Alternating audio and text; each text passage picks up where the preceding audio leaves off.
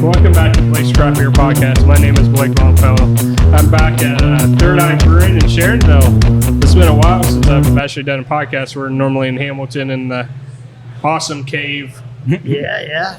So, thanks for having us back. I got two awesome guys with me, Kelly, Montgomery. I always enjoy having you on, and I have my co-host again. Blake's co-host, Alex Rhinehart, now of Third Eye. Yeah. I guess we'll dive into it. What's your story to getting here? And so, any of you that have been, listening to Blake's podcast and, have heard my story. Started out Warped Wing, went and ran Fibonacci for a little while. Started Southridge Brewing, and then after about a year there, it became evident that things kind of weren't going the way we had planned internally. So I was kind of looking for what was next. And Kelly and I kind of crossed paths on some things, and I think I emailed you out of the blue maybe and said, "Hey, can I come work?" Sounds about right. Yeah. And he said, "Yeah, I got this cool gig. You want to join the team?" So I'm here. I guess that's my side of the story. What's yours, Kelly? I guess. Yeah, I mean it was kind of serendipitous. We've been wanting to get. We've been brewing over in Sharonville, but not like we used to since we opened up Hamilton. And we wanted to kind of go full force into Sharonville, just waiting for the right person to come along. And Alex was definitely the right person. So that's kind of how that happened. So what has it been like being in Sharonville? I mean, for me, it's been great. Kelly kind of gave me the keys and said, "Here's what we need to do, and go do it." And they've been supportive, and I've enjoyed it so far. Yeah, it's been. I'm usually in Hamilton every day. Alex pretty much running the show over here. I get him some grain, and that's about it. He's pretty much taking care of everything over here, and working on some fun stuff, I think, for down the road. And I think it's going to be some exciting things happening here.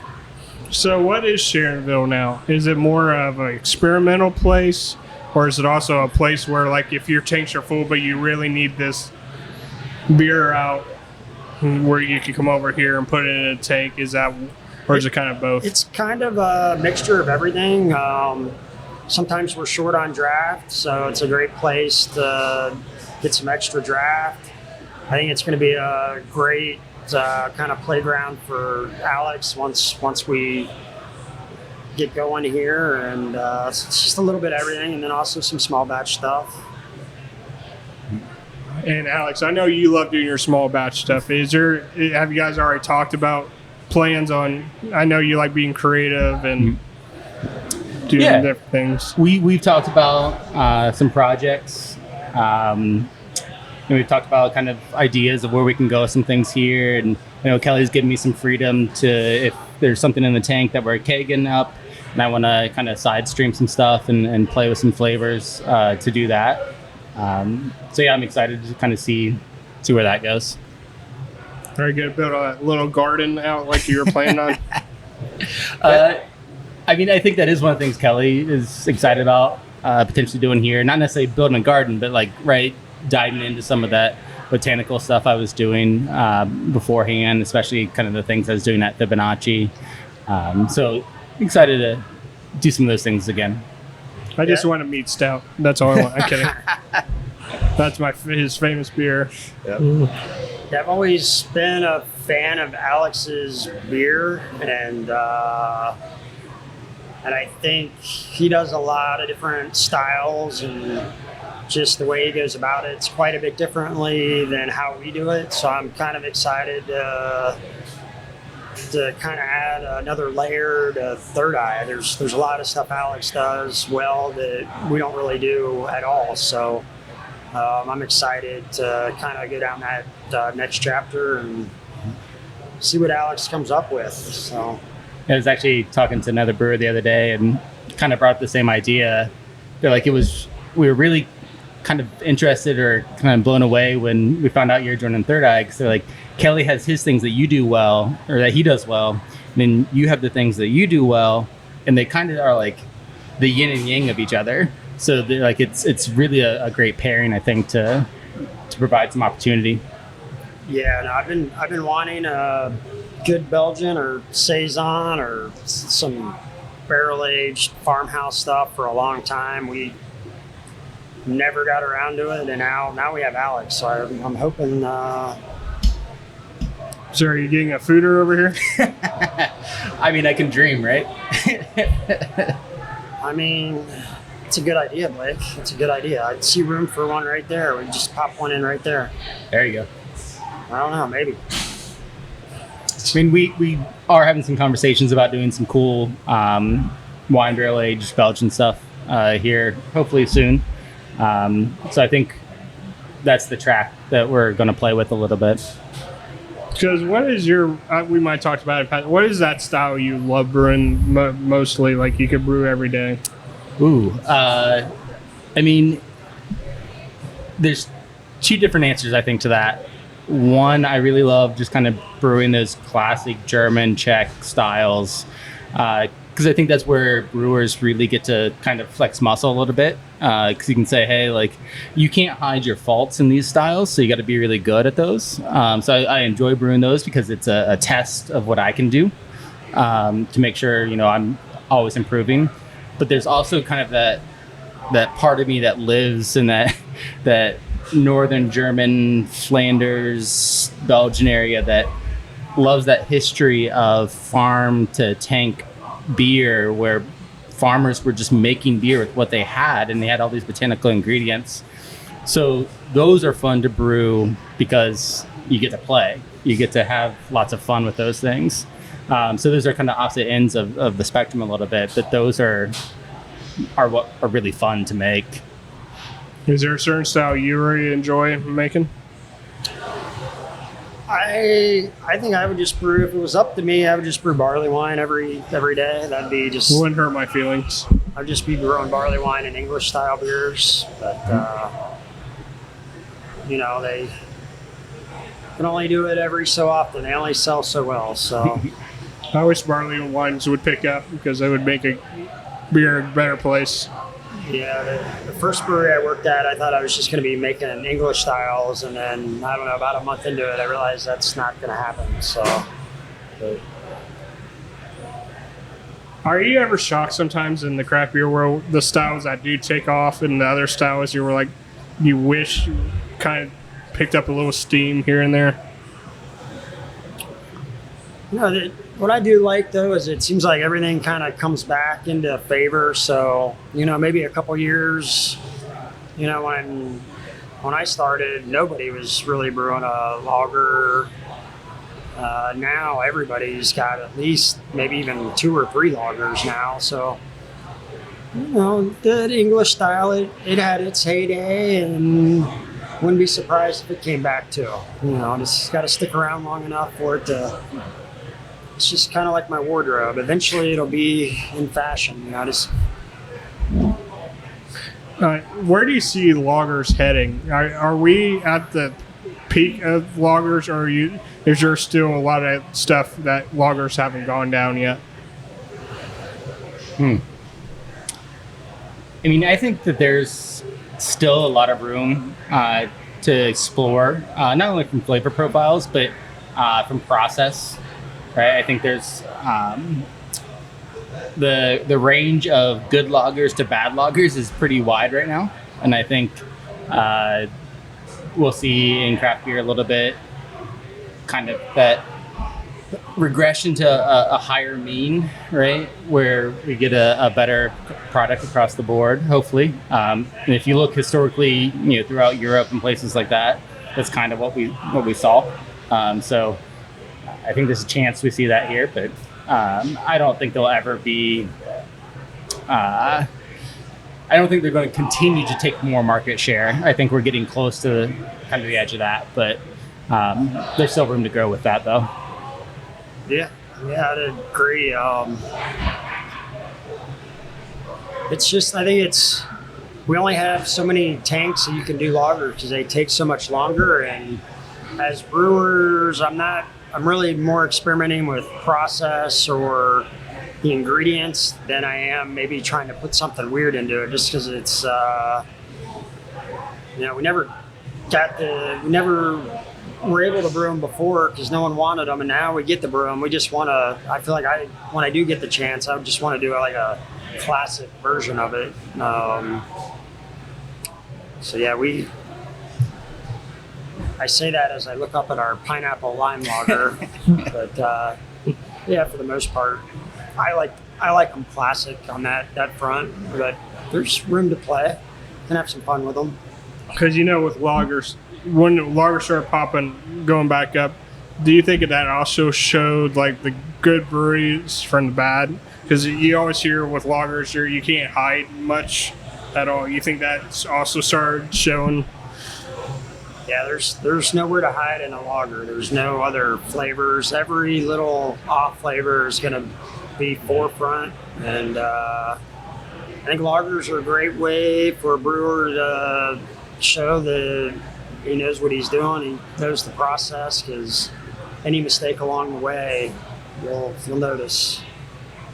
Do you, as a brewer, do you know when you made a mistake? Is there sometimes you made a mistake, or there's other times like you didn't catch it right away?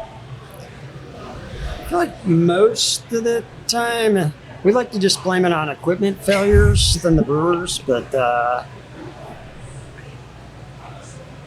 feel like there's small things that maybe the average person would notice that a brewer would notice. Things to make it better next time. Maybe you're wanting a little bit more head retention, or maybe it's not as snappy or crisp. There's just like small things that I think it's fun to always be working on. Alrighty. Another theme of today's podcast is the Ohio Beer Awards. No, the U.S. Beer Open. Sorry. I haven't really drank yet, but the U.S. Beer Open awards just came out, and Third Eye's won an Air Grand National Championship. Congrats on that part. And the beers I'm having today are all reflections of the medals you have won. So, where do you want to start on this? Because there's a very wide range here. Yeah. Before we get into that, I think we have one of the most talented brew crews. There's just top to bottom. We have a lot of talent, and really want to thank our crew and all the hard work and that everybody does. They really knocked it out of the park year over year. So getting back to the beers. That first one there is our Double Astral chocolate beer. That's one. That is the batch. David Nielsen out of Dayton, who does a lot of the beer writing, he's the one that put me on to that chocolate. That was Liberian chocolate, where literally there was a civil war going on in Liberia, and this guy's family had a family cacao farm, and over the Civil War, the farm got lost. Met his wife at a refugee camp and moved back to Liberia and started doing chocolate again. And this is some of his chocolate. And David always, if I'm ever trying to find a great chocolate, he's the guy. And he pointed us in the direction of this chocolate, and I think it's made for a wonderful Double Astral version. So where did so when you use chocolate like that, is it mainly from the malts you're using, or do you also add some like chocolate flakes here and there, or chocolate chips, or? So for all the chocolate flavor for Double Astral, we use some chocolate wheat, some chocolate rye. We use a lot of those types of grains. But then for the chocolate flavor, we'll use cacao nibs, which is pretty much the unprocessed before, they use that cacao nibs to make chocolate. So it's kind of the base ingredient of chocolate.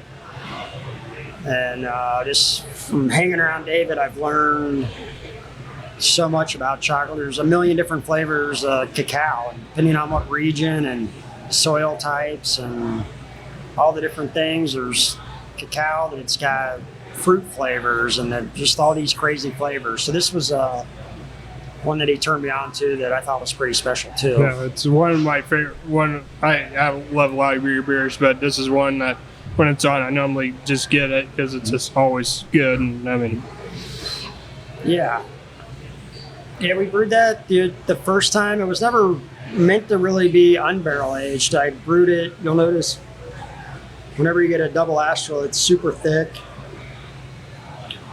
The original recipe was always just the whole batch to kind of go into barrels, but people really love the unbarreled version, so it seems like we're brewing that all the time now. So it's. Yeah, I also like the double astral, the one you put the peanut butter into, because those two go so well together. Yeah. So, you were talking about what makes your team so special, and that you really enjoy, like winning medals like you do and stuff like that. I feel like, our team is, and I think the team would take this as a compliment, but I feel like we're all kind of a little bit weird or misfits. I don't know. We're just a little bit weirder than the normal person, but somehow all together it really works. We've got Giannis, who's born in Germany, grew up in New Zealand. I mean, he's a wild guy if you've ever met him. Alex, I mean, holy cow, Alex.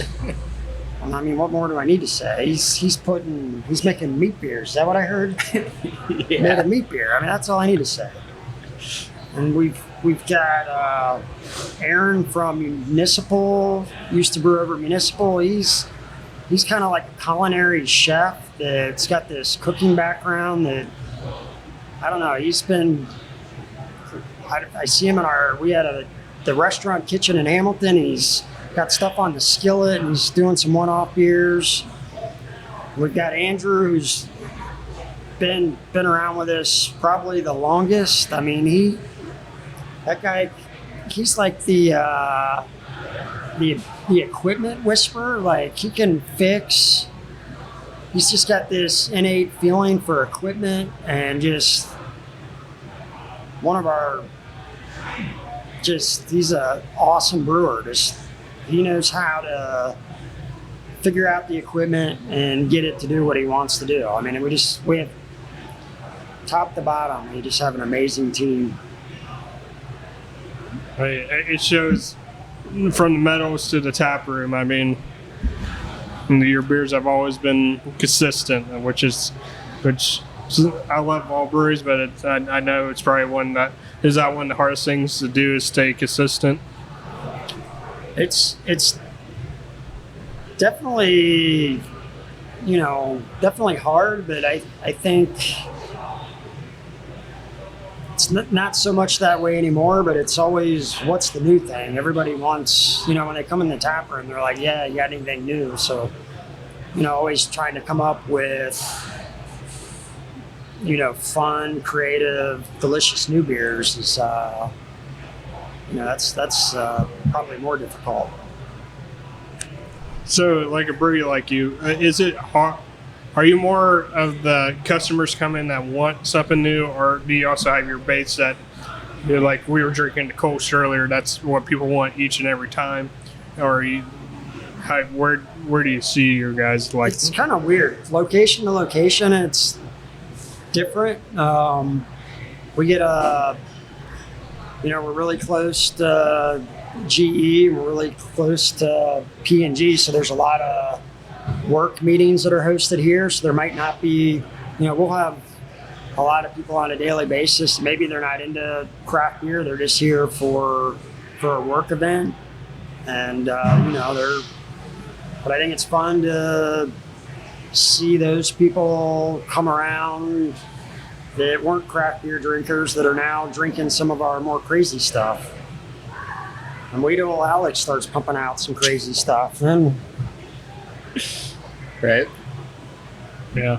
So what do you say, Alex? I know you I mean, yeah, I think I would echo what Kelly said.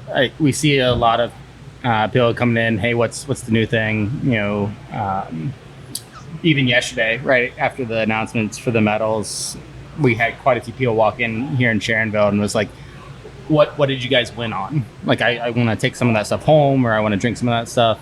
But then we've got the guys that are coming in and just, you know, drinking the Kolsch or the Jelly Brain, or they're doing the same thing every day that we're their spot. So I think we do a good job of fulfilling the needs of kind of both those groups. So you were talking about what's the biggest difference you see in your tap rooms? Like, is there a certain style that does better in Hamilton than it does here, or vice versa? Or it's kind of weird. So the volume, Sharonville, this, you know, being next to the convention center and all the things, this is a much busier location. I think Hamilton, this doesn't answer your question, but it is nice to mention Hamilton's kind of a honey hole because we'll do a bottle release. The majority of the bottles go here, but we'll have barrel-aged beer on tap over in Hamilton that'll run out here in a weekend. That'll be on there for months. So if we ever run out of like a barrel-aged beer you wanted, Hamilton's kind of a honey hole for it. I think, I don't know, we have such a, we have a very mixed group in Hamilton. We have people that want craft beer, and they love going to Municipal, and they love going to us just to get craft beer. We're a couple options around, but we also have customers that just want the closest thing to Bud Light. So it's a bit of a mix too. I'll never forget one of the podcasts we did. You were talking about barrels I didn't think existed anymore, and you guys still had the 513 collab over there. Yeah. That was very interesting drinking that again, on how much the berries were still there. Yeah, I think the berries might outgrew a little bit just through the time just sitting there. But yeah, no, there's barrel-aged beers with the fruit are fun because they do change, and it's not necessarily bad or a good way. They change, and they're usually still good, especially that one. The fruit's really fun in that one. So it was still one of my favorite beer collabs I ever did. Luckily, someone else drove home because I would not have made it. Yeah, you guys looked like you were having fun. A lot of fun that day. It took, even though to be honest, it was really one of my first bottle shares, because when I got in craft beers, like bottle shares dropped. Yeah. Like you don't see them anymore, and you were like, no, we're going to be doing a bottle share in that, and it's something I would kind of, if something could come back in craft beer, it would be bottle shares, because it was just something about the community of that. Yeah. Yeah, we try to do them as long as I don't have something that I have to do in the morning. I always try to set up some sort of mini bottle share before our release.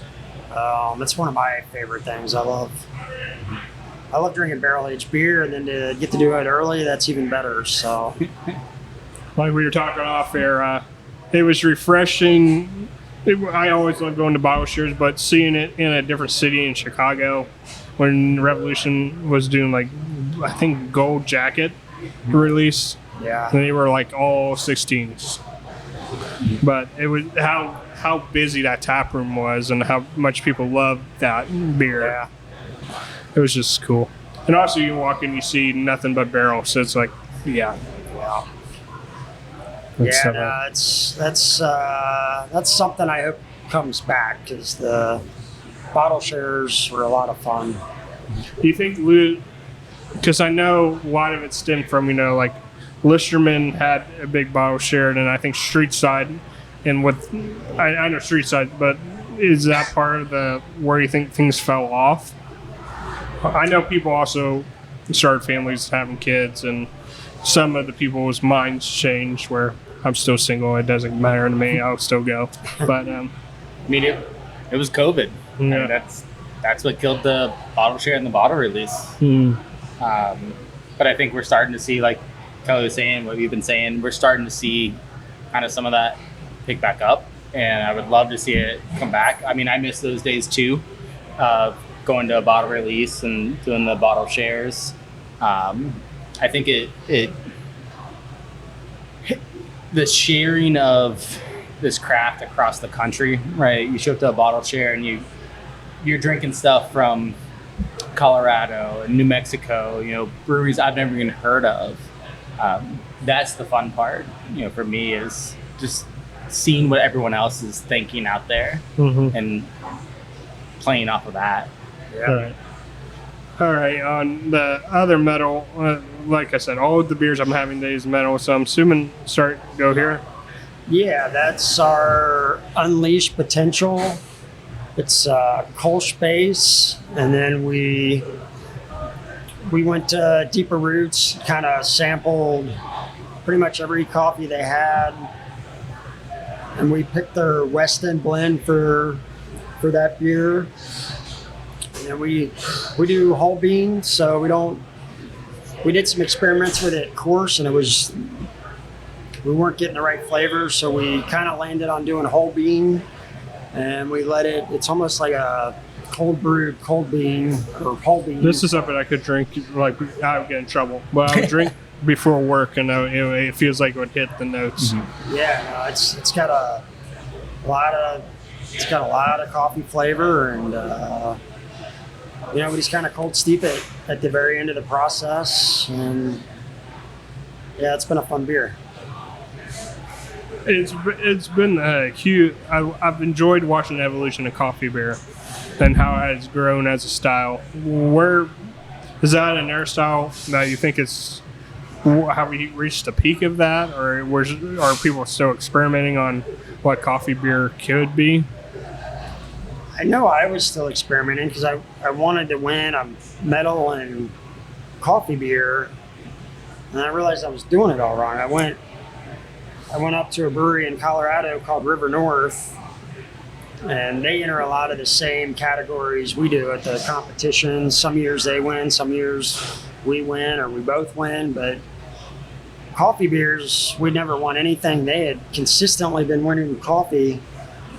And when I tried their coffee beer, I was like, holy cow, I am not putting enough coffee in people want more coffee. So So how much pounds of coffee did you actually put in there? There's a lot of coffee in there. Actually, that one's not as crazy as our stout. That one I think is only around 2.5, 3 pounds a barrel, which is reasonable. Our stout has a lot. So I think you mentioned it, but is there a certain coffee bean you like more than others, or does it matter from coffee bean to coffee bean? Like, let's say like Colombia or in my experience, I mean, there's a lot of great coffee beans out there. It's just we brought beer to Deeper Roots, and we were soaking the roasted beans in the different beers, and we just thought that West End blend actually we use it for our stout too, for both those particular beers. I think it's kind of a medium. It's not a real roasty coffee. It's kind of a low medium roast. Alex may have some different experiences with coffee stuff, but that's what yeah. I mean, I think you and I had this conversation probably a week or two after I started, kind of the idea of adding coffee to beer and what you're looking for. And a lot of times what I'll be doing is I'll start with the I'll start with the beer itself and that flavor profile and try to figure out what I feel like is missing in that flavor profile. And then I'm trying to find beans that are kind of filling those gaps. So one of the stouts I used to do, I use deeper roots as well. It's a nice like bitter American stout, and I went with their Los Santiville blend, which is a little more fruity, a little sweeter type flavor profile to it, to kind of balance out the stringency and that bitterness of the American stout. So I think it really is just looking at what are the gaps in your flavor profile that you're trying to fill with that coffee, and then appropriately doing that. No, I mean, I'm sure I've had it, but I can't remember the last time I had it. But it's like, yeah, the coffee is there. Like, which sometimes when you get a coffee beer, sometimes it's like, where's the coffee? But here you can actually, yeah, it's there. And I think going back to your question too about, are we at peak coffee beer? I think we're really just starting to feel like as a brewing community, we have the freedom to be like, oh, let's put coffee in some really other strange things. And I don't think we've really even come close to finding all the things that we can do well with coffee. I think we're going to have a lot of mistakes along the way. But I think Is there a certain style you have in your head where you're like, wonder what coffee would do to this? The Northern Europeans would kill me, but I want to play with coffee and some Flanders real bad. I could see that. And Flanders, one of my favorite styles, and I never see it. And then if I did see one and had coffee, I'd be like, yeah, the Flanders sounded really, but the coffee, that probably goes pretty darn well together. I could see that. So yeah, I think we have a lot of styles still to play. That's something now that Alex and I haven't even talked about Flanders. That's my favorite. I love that style. I'd love to. So this fall, I can see it. It takes a little bit. It takes some time to make some Flanders. Yeah, that might be a 3-year process. I don't know. That's So you guys have mentioned you've been very busy. So where is your brewing schedule nowadays? Are you brewing like every day now, or? Hamilton's crazy. We've doubled production from last year, so Hamilton's insane right now. It's busy. It's pretty crazy over there. A lot of moving parts. Yeah, we're definitely busy. Because last time we talked, you mentioned you've gone to different states. Are you still at the same states we were last time, or have you grown a little more after that? Since last time we talked, I don't think we were in Minnesota. We're in Minnesota now. I think Illinois might be the next state. And we've been looking for a Cincinnati Dayton distributor. We don't actually, we're out of Cincinnati, but we're kind of out of bandwidth to get our beer out in Cincinnati. So we've been looking for a distributor for Cincinnati, Dayton area, and I'm hoping by fall, winter that we've got that figured out, because we can't hit any more places with our current. So we definitely need some distributor help. So when you're going through this process, because I've heard like fun stories, I'm going to say nicely, on distributors and stuff like that. How do you judge on doing it? Because I've heard some good stories, I've heard some really bad. Yeah, distributors are tough. I mean, right now it's tough to even get a distributor. 5 years ago, distributors were picking up new brands out, even out of state brands. It's really tough to even get a distributor right now. It's really hard. And then when you get it, I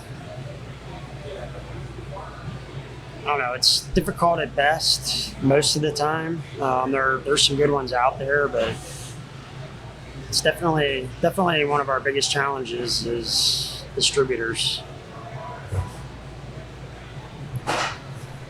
Okay, I've been eyeballing this one because it's probably a lot of people's first beers. Yeah. I love the story on this. I don't know if we've already touched on this story on this podcast, but talk to me about the creation of Jelly Brain, because it's just Yeah, Jelly Brain was the very first batch of beer we ever brewed at Third Eye. That was batch one.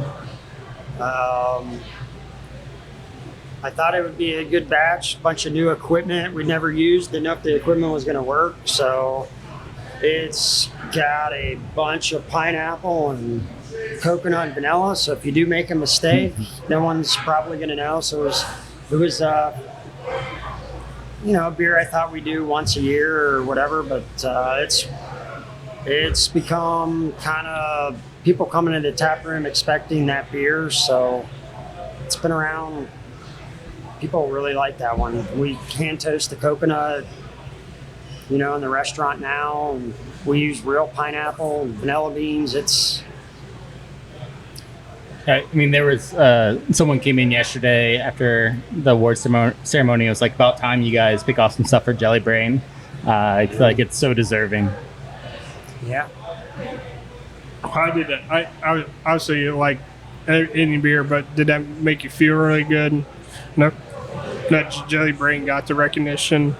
It did. Yeah, they didn't really have a category to enter it into a competition for a long time, and then it was always pastry stouts, but not really like a lighter pastry type beer. And then the US Open is great because they have a lot of kind of up-to-date categories, whereas maybe some of the big competitions, it takes them a while to, they didn't even do a New England category for a long time. So US Open's kind of on the forefront of new categories, so it's fun to enter it and give it a little love. So has the recipe pretty much stayed the same since day one, or is it something you keep messing with here and there? Or? It's stayed pretty much the exact same, same. Only difference, we used to buy the toasted coconut, now we do it in-house. We were doing the Mountains of Importance beer with Chad over at Narrow Path, and we learned a lot about coconut from those guys. So we had to take some of those techniques for the coconut here, because their coconut process was just so far beyond what we were originally doing. That's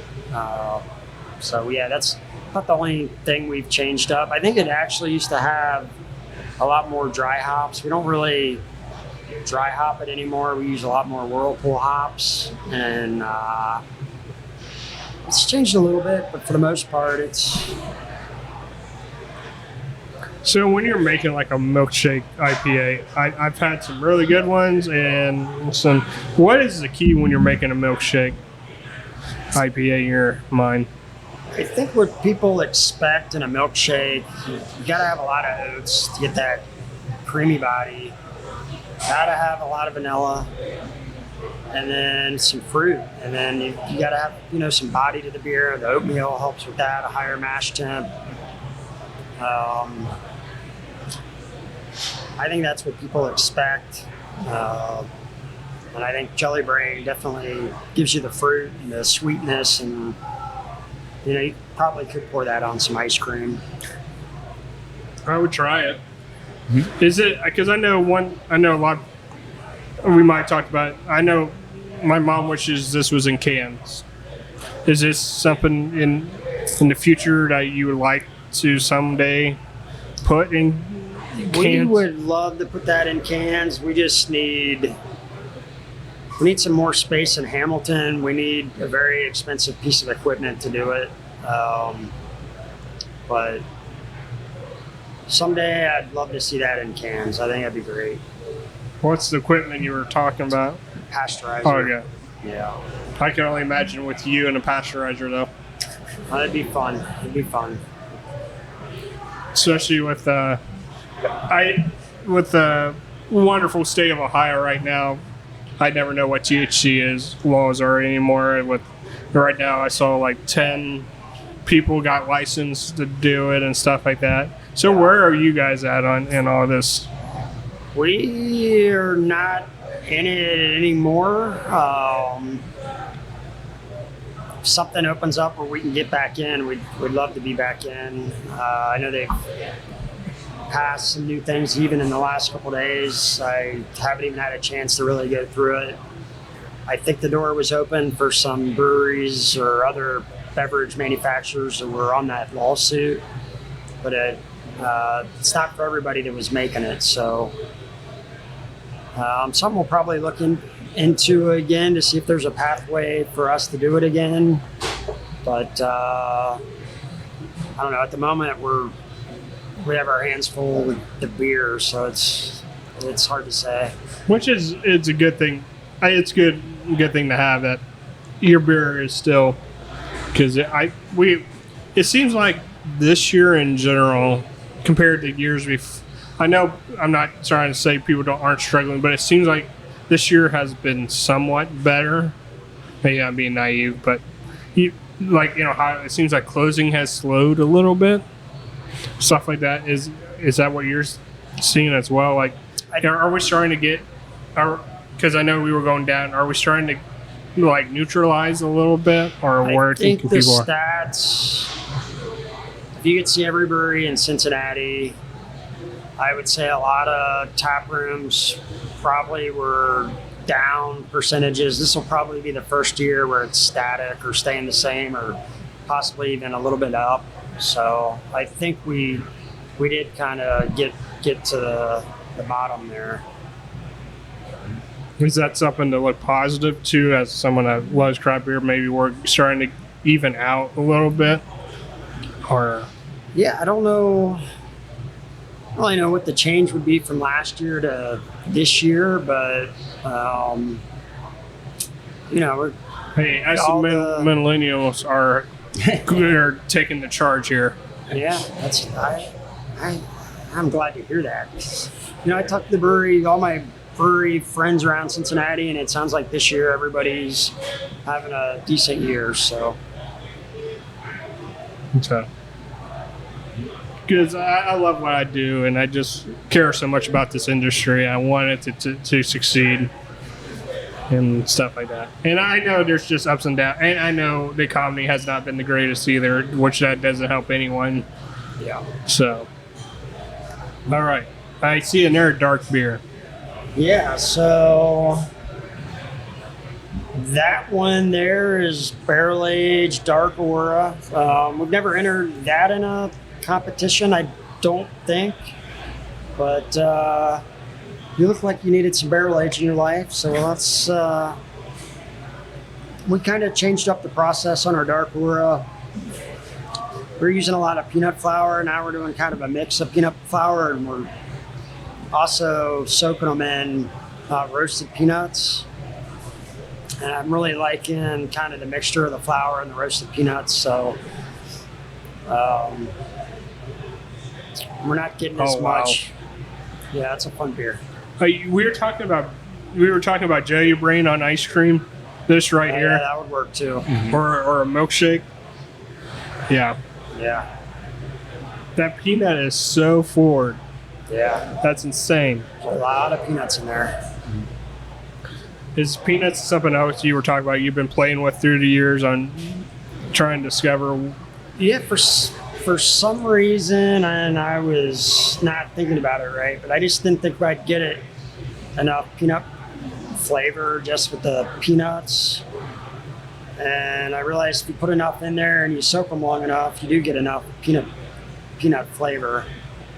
And with the trials and tests I did, I just was never getting flavor until kind of increased the dosage and the contact time. And between that and the peanut flour, it's a pretty good mixture. Is this something you were able to play with a little bit, or? I haven't done a whole lot of peanut stuff in the past. I've done a couple of peanut butter stouts, but yeah, it's not something that's in my wheelhouse. That's a Kelly wheelhouse thing. Yeah, I mean, I can see why it won gold. I'm assuming. I know you guys can't see it, but he is mesmerized by this beer. No, this is because I know John Luce is going to love I say this, but it's amazing how peanut butter beer has taken off. Like, because I know a lot of people are now going into like peanut butter sours. Yeah. And how peanut butter is like, we were talking about different beers that are evolutions. Like peanut butter seems like to be on that track right now. Yeah, we did an experiment. I think we only did 2 kegs. I don't think it went to the tap room. I think we sold it to one of our accounts, but it was our raspberry sour with kind of the peanut butter and jelly with the peanuts on it, and that was a lot of fun. When you got into brewing, did you think, "Oh, I'm going to be making these beers"? No, I just thought I'd be making English styles. That was it. Just barley wine every day, English bitters. And probably and where you milds. came from, Alex, you probably never. Oh, I mean, right, coming from the Haggerty School of Hard Knocks, like some of the, especially like, right, I leave Warped and I go to Fibonacci, where at Warped we're really like, we're not Rhinehart, but we're close, right? And then I go to Fibonacci and I'm like, let's just put everything in beers. It was interesting, but I'm glad I learned where I did under Haggerty, right? Just a pillar in craft beer. Yeah. I think Kelly just has a talent of picking up Warped Wing people. I know, right? Well, it's kind of funny, right? So Quentin replaced me at Warped Wing, and then Quentin has now left Third Eye, and I somewhat replaced Quentin here at Third Eye. So I think Quentin and I are insanely lucky, right, to be, I think, the only 2 guys ever to work under Haggerty and Kelly. Just wait for a day when I put this together. I'm gonna have John try to get John down here as well. That'd be Hash great. it out. Yeah, I think that would be a lot of fun. But one thing I want to go back on the metals, just not Third Eye. Ohio, they do it every year, but this year, Ohio absolutely killed it.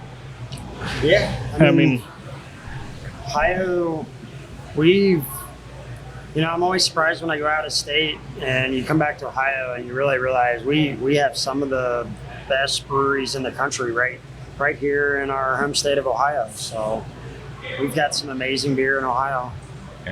That's what I mean. I always tell people that we're so spoiled, especially here in Cincinnati, like Columbus, Dayton, Cleveland, Athens, Toledo. Like across the board, we're so great. And I'll often tell people about kind of the idea of leaving the state, that whatever your top 10 in the city is here in Cincinnati, you take that number 10 and you go to most other cities around the country. That's the number 1. Like, we're so spoiled We got some great beer. in Southwest Ohio. because I really want to get a shout out to Gravel Road too. Oh yeah. Because I I was know really liking to see those English styles. because I know how hard he's worked. Dan has worked at Yeah. it, and Yeah, Dan made the first. I always make a dark English mild, but I've never had a pale English mild. Dan makes a pale English mild, so I drove out there to get it, and it was fantastic. And I can always count on Dan to have a nice plethora of English style beers on tap. So that's fantastic. then you have like Little King still, like Yeah, they haven't changed. They're still yeah, winning medals for theirs. I mean, yep. we talked off of this on air, but I was kind of I know Cincy Light's been around, but the fact Cincy Light Lime won that kind of shows, Yeah, yeah. I mean, it was there's Ohio cleaned up. They did great. A lot of good beer. So when you make beer for competition, is there any special things you do, like the beers that go to competition versus in the tap room, like different preparations you might have to do to it? We hand bottle a lot of the competition entries. For a while, we didn't have the equipment where we could test DO and cans, and just felt like we could control the process better in bottles. Now that we're able to tested, it's pretty similar, but I know it's kind of superstitious. We still do everything usually in bottles for competitions. Try to send the freshest stuff. If it's that, style that, fresh beer be better. Does it also like depend where you're sending it to? Like, obviously, U.S. Beer opens in Ohio, but like, let's say you send it to JBF. I'm assuming World Beer. I'm not sure where World Beer goes, but does that change a little bit? For something like JBF, we send more classic styles to, or it's a little bit. I think those judges penalize you a little bit more for creativity sometimes. Not all the time. Sometimes they surprise you, but I don't know. I feel like we do more classic style. I don't know. Maybe it's just how we've done it. More classic styles for like JBF or World Beer Cup. Get a little bit wilder for like US Open or Ohio Craft Brewers Cup or something like that. I'm very excited to see where Ohio Brewers Cup goes, because I know the first year was fun. I mean, I was pouring beer, but it seemed like such a fun time, and it seemed. I know Ohio was not pretty with it having to go to Seventh Sun when it was supposed to be at the Ohio Craft Brewers Conference, which I give a shout out to them how they pivoted and were still able to make it work. Yes, I'm looking forward to see where it goes too. It's great to have the Ohio Conference, and then after the conference, kind of do an award ceremony and have everybody together. I think it's a great thing. Because this coming around, it's going to be in Cincinnati. Are you already starting to make plans on a little bit on trying to make some collabs or something with the Ohio Craft Brewers Conference coming to Cincinnati? I've been so busy in Hamilton, I haven't even thought about it. I'm like just trying to survive the week sometimes. So we'll do something when it gets close for sure. We'll have something fun, but I haven't really started thinking about it yet. So you haven't even thought about 28 either yet? I'm kidding. Because that's when the big, which even though it's not Cincinnati, it's Columbus, it's coming to Ohio. It has to make you excited. Ohio, like the Craft Brewers Conference said, hey, we're coming to Ohio. And it's fun. Also, the fun is, kind of exploring, a city you're not familiar with. Yeah. So I'll miss that part, but being so close and being in Columbus and having the whole beer industry and, in your home state for a week is going to be a lot of fun too. So, because one event I'm going to really try to go to this year is FOBAB. Yeah. I've never been to it, but it's after my experience in Chicago, it's like, maybe I can do this. Mm-hmm. So FOBAB is one of my favorite festivals. It's fun. So is there anything else you guys want to add to like win medals, to your journey here to Third Eye? Or I mean, for me, I think it's been a lot of fun coming in and joining the team. And going back to kind of what Kelly was saying about the team earlier, it is such a great team.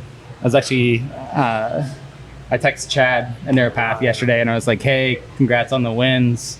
And he kind of reflected that back to us. And he's like, man, you guys have such an embarrassment of riches over there now with Brewers. He's like, that team is just so crazy over there. So I'm really just excited to join, such a great team and kind of play a little bit. And I've been happy that Kelly's been open to me having some fun. Yeah, no, I'm excited to see what Alex does. He can do what he wants, so I hope he has some fun, and I'm sure he will. And I'm excited to see what he does. I'm excited. So with winning so much medals, though, does it make you excited, or does it put pressure on you to keep up the? I don't think there was a point in time where it was pressure. I don't really feel it like I used to.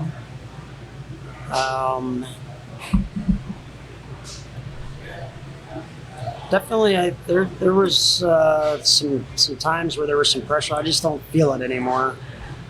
It's I'm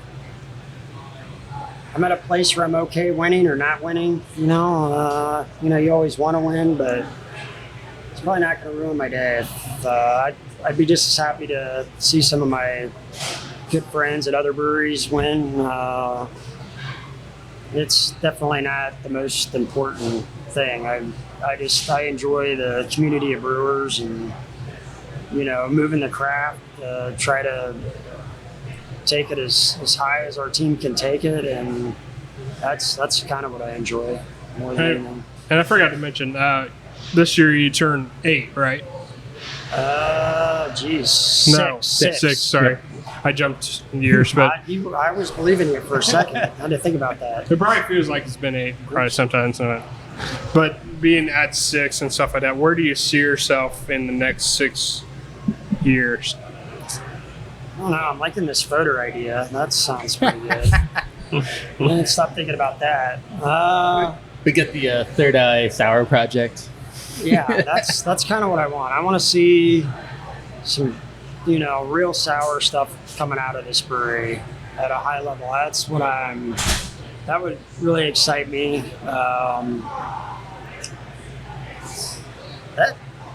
That'd be pretty exciting right there. That alone would, and just to see, we have such a creative team, all the members, just to see what kind of avenues that they pull us in.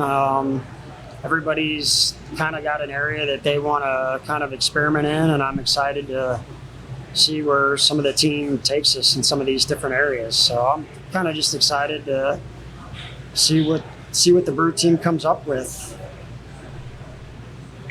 Oh, where do I see Third Eye in 6 years? I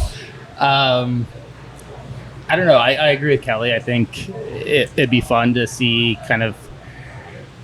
Right, Third Eye has this essence of these are the beers we win awards for.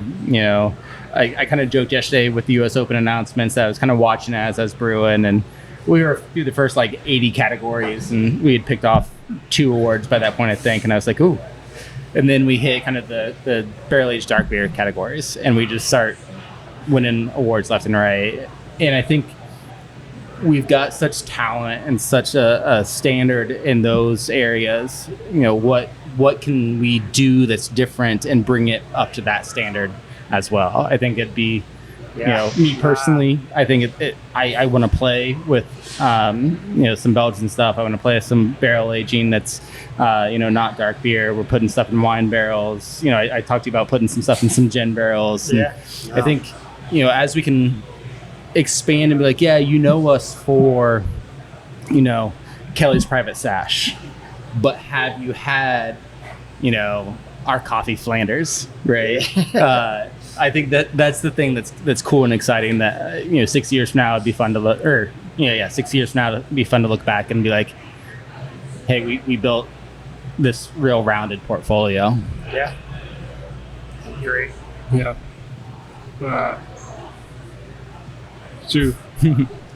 But no, I appreciate your 2 guys' time and today, and you guys are welcome back on. Oh, I forgot one other thing. Is there any events that my listeners should know about that are coming up? That's a great question. We are doing our first. I'm excited about this, even though I messed it up and I can't go. We're doing everybody's heard of Great American Beer Fest, but one of the second largest beer festival is in Madison, Wisconsin. Great Taste in the Midwest. So we'll be out there this year, and I'm excited for some people to go out there. And other than that, I don't know. In the tap room, is there anything people should be excited about coming? We are starting to work on next year's kind of our stout barley wine releases, starting to think about what that looks like, starting to taste some barrels. So I'm kind of excited we've kind of acquiring more and more barrels each year, so we have more barrels to play with and pick from. And I think this will probably be one of our better barrel age beer years yet. Plus, Put a flannel in a barrel. Let's do it. plus Alex's stuff that he's going to start working on. That'll start working its way out eventually. It's going to take some time in the barrels, but But keep doing your pretzel event because it's fun. we pretzel. That is a great day. We got a fun trick up our sleeve, I think, for it next year. I don't want to announce it yet, but we've got a fun thing for next year, I think. And I already see in the tank you already have Fest beer coming. So Yeah, thank Sam Adams for best beer in July. So, like I said, thank you again for your time, and I enjoyed both of you guys. I've always enjoyed having you on, but you guys together, it's been fun, and I hope to continue doing some episodes with you guys in the future and see where you guys head. Yeah, thanks, Blake. Yeah, thanks Cheers. for having us.